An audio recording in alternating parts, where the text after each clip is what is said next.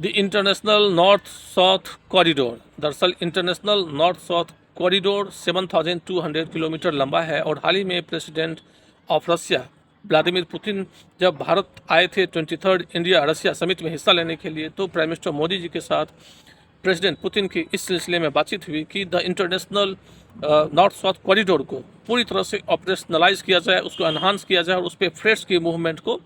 बढ़ाया जाए। दरअसल इससे अगर फ्रेट्स का मूवमेंट्स होता है तो 30% जो ट्रेडिशनल रूट है हमारा,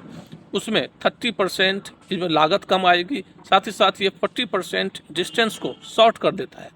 इसके अलावा फ्यूल्स की लागत भी इसमें कम होगी,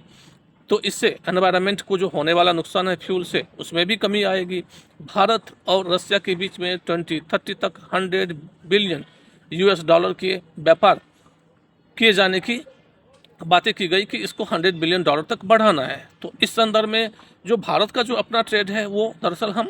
घाटे में है, 70% के लगभग भारत घाटे में ट्रेड कर रहा है। और भारत की जो फार्मा है, एग्री है,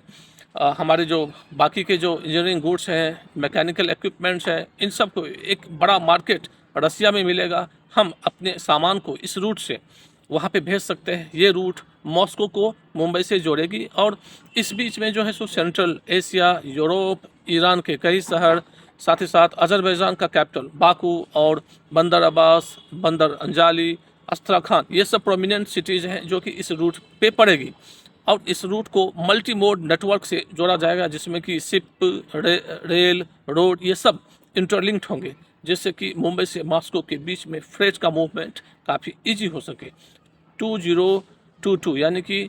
2022 में इस रूट को ऑपरेशनलाइज किया गया था और ईरान होते हुए रसिया ने भारत को तेल पहुंचाया था। इस बात की पुष्टि हो चुकी है और इस रूट को अभी और भी ज़्यादा स्ट्रॉन्ग करने की, ऑपरेशनलाइज करने की और नंबर ऑफ जो गुड्स हैं इस रूट पे बढ़ाने की बात की गई है इस 23rd इंडिया रसिया समिट में।